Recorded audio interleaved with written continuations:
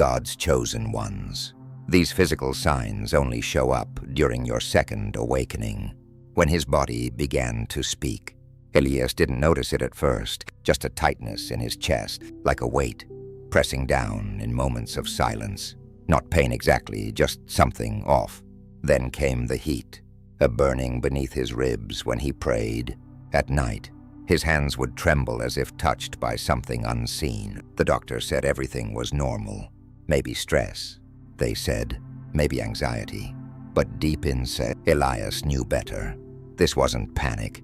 This wasn't illness. It was something older, holier. He remembered what the old preacher once whispered, long ago in a funeral prayer. When God touches the soul, the body often breaks open to let the spirit in. And just like that, he realized his body wasn't failing. It was remembering something sacred. It was heaven calling him back. If you've been feeling the fire, the weight, the strange trembling in your bones, this message is for you, not made, sent. And if you are one of God's chosen ones, then it was written in heaven with your name on it, the day his body turned against him. They called it burnout. They told Elias to take a break, maybe sleep more, maybe eat better. But sleep didn't help. Food made him nauseous, and the tremors, they got worse at night. Not constant, but specific. Always at the same time. Always when the world went quiet. It began with a pressure in his knee, like grief. The kind you feel when you're mourning something that hasn't even happened yet. Then came the weight in his spine, like invisible hands pushing him down when he tried to pray. But Elias wasn't afraid. Not yet. He was confused, because deep down, he had always known he was different. Even as a child, Elias would wake in the night from dreams that felt like instructions. He felt things before they happened. He heard songs in silence.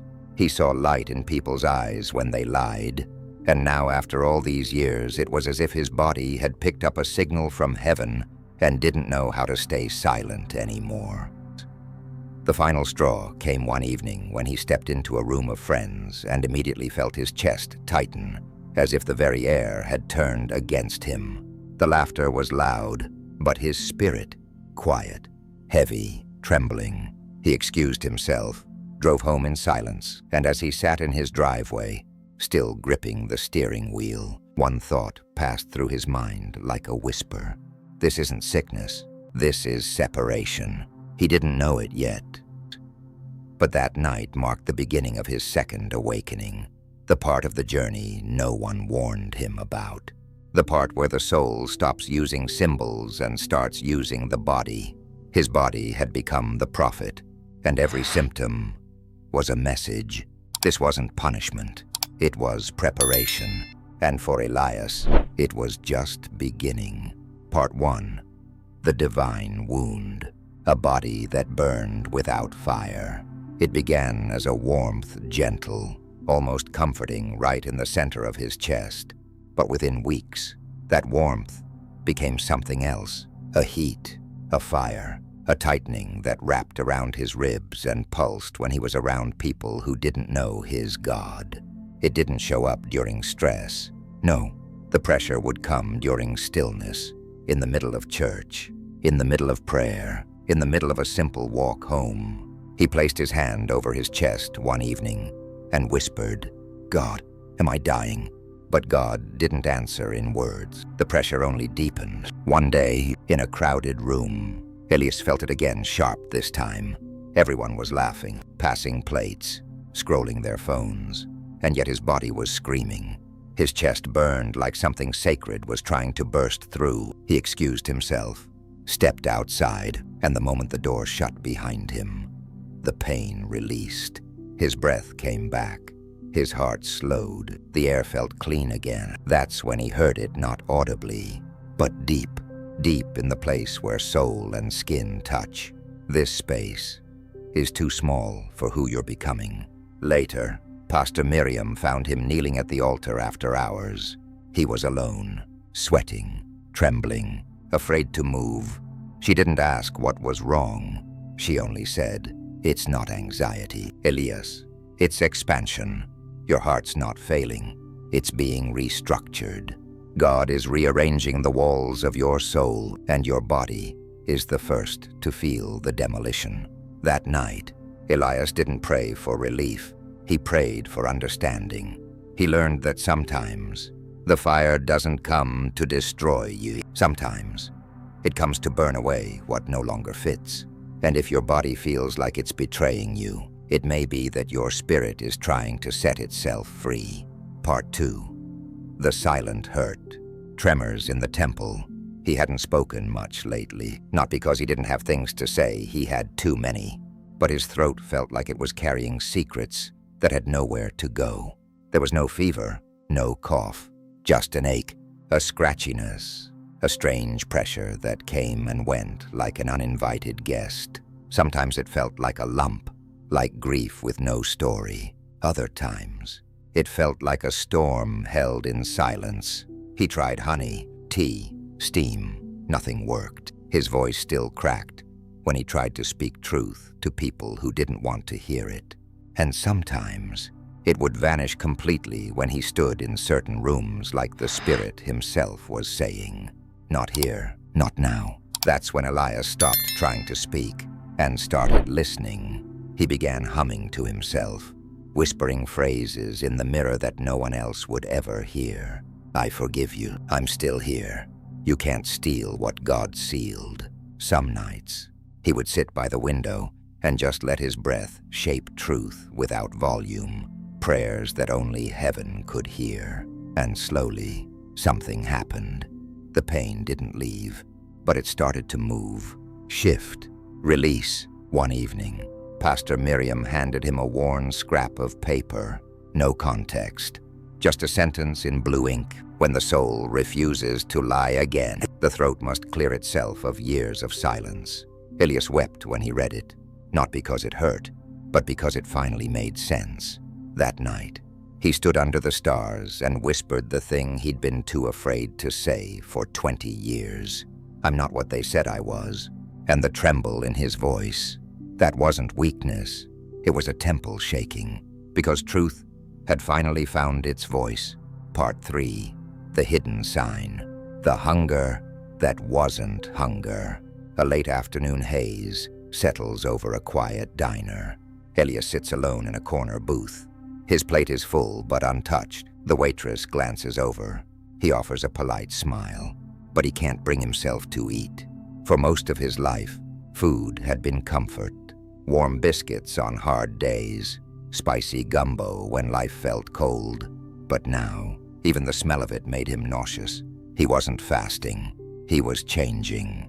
What used to satisfy him now left him heavy, not just in his stomach, but in his spirit.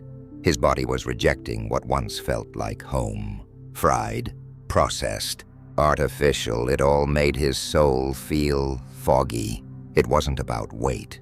It wasn't about health. It was hunger without appetite, and he couldn't explain it. At first, he thought it was stress. Then he blamed it on grief, loneliness, even age.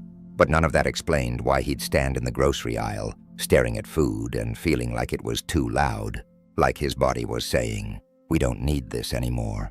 Pastor Miriam noticed the shift. "Your soul's been on milk," she said, "but now God's weaning you off what numbs. You're about to crave what nourishes." So he listened. He started reaching for fruit, raw vegetables, water with lemon. Not because a plan told him to, but because his gut knew. Even coffee, the sacred ritual of his mornings, started making his chest feel tight. His spirit asked for silence, simplicity. His appetite hadn't left. It had evolved. One night, he dreamed he was in a garden. No fences, just wild color and fruit hanging low. He wasn't hungry in the dream, yet he ate. And when he woke, the meaning was crystal clear. The soul doesn't hunger for calories. It hungers for clarity, and clarity never comes from chaos. The next time someone asked Elias if he was eating enough, he smiled. "I'm not feeding my body right now," he said softly. "I'm feeding what's waking up inside it." Part 4. The soul hook. The fire in his chest. It's past midnight. Elias lies still beneath the ceiling fan, eyes wide open. His body is still, but his soul is not. There's a pulse at the top of his head, sharp, specific, then another. It wasn't a headache. It wasn't pain. It was precision, like someone was tapping from the inside, like heaven had sent a knock, and it had landed right between his eyes. He'd felt it for weeks now, little flickers in his scalp, behind his ears, at the base of his neck, not constant, just enough to make him pause, just enough to say, pay attention. The first time it happened, he was meditating.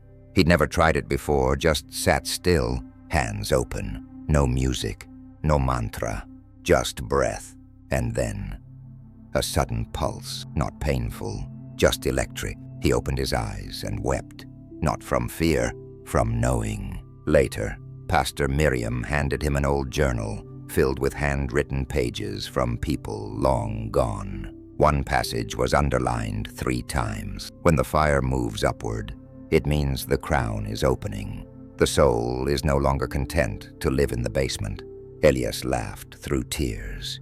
That's exactly how it felt, like his spirit had packed its bags and was climbing the stairs inside him, moving room by room until it reached the rooftop of his being. He started noticing the pulses during worship, during prayer, during stillness, but also when he was thinking deep thoughts about legacy, justice, purpose. It was as if his mind had become a receiver, and heaven had found the frequency. And then came the moment that changed everything. He was walking alone on an early morning trail when suddenly no sound, no wind, no warning. His entire body lit up from within. Not with pain, not with panic, but with presence. He dropped to his knees, not because he was weak, but because the glory was too heavy to stand under. That's when he heard the whisper, "You're not crazy. You're not cursed. You've simply become conductive." From that day forward, Elias stopped running from the fire in his chest. He knew now it wasn't there to destroy him. It was there to awaken him, to crack open every room where lies had lived too long, and flood it with holy light. Part 5. The Divine Redirect. Cold hands. Holy light.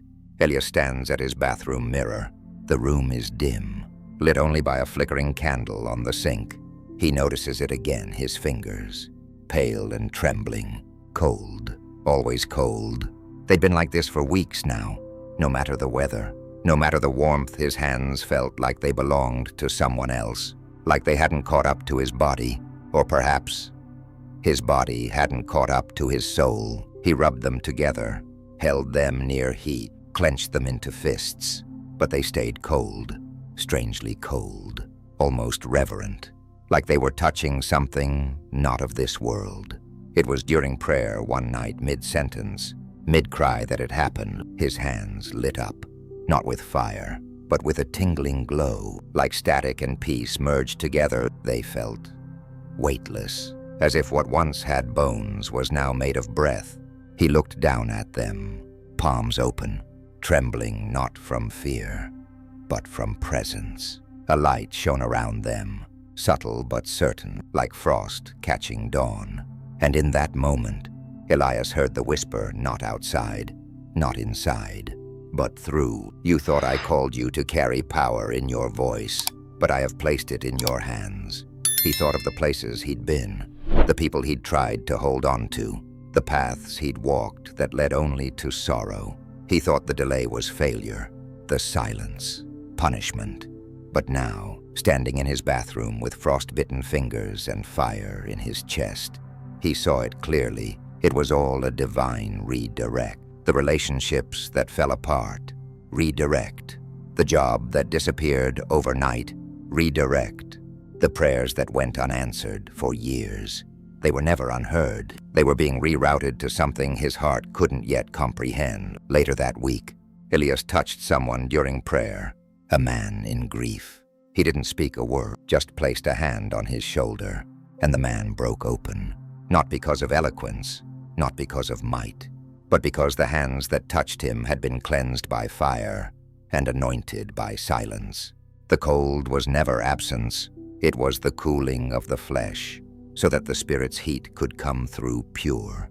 So Elias no longer feared the numbness, he welcomed it. He understood now. Sometimes God makes your hands cold, so the world can feel his warmth when you touch it, when the body speaks in tongues. Seen.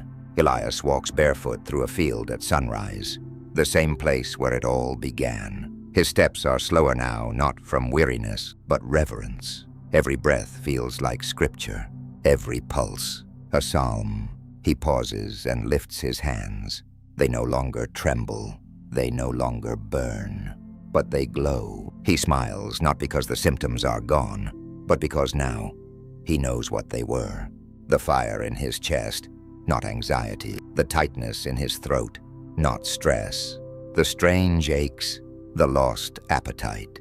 The flickers in his skull, not madness. Messages, divine code, written in the only language he would never ignore, his own skin. The truth is, heaven speaks in many ways. But when you are one of God's chosen ones, when your calling cannot be explained by words alone, God lets the body speak in tongues, and every strange symptom becomes a sacred sentence. Every pulse, a prophecy.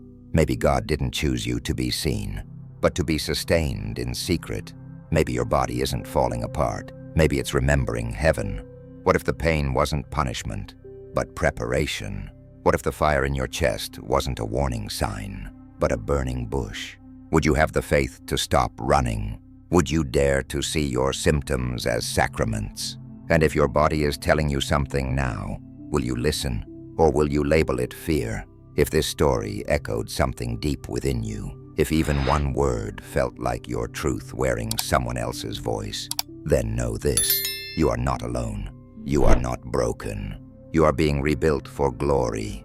Comment below, "My body remembers heaven." Share this story with someone whose soul is waking up inside their skin.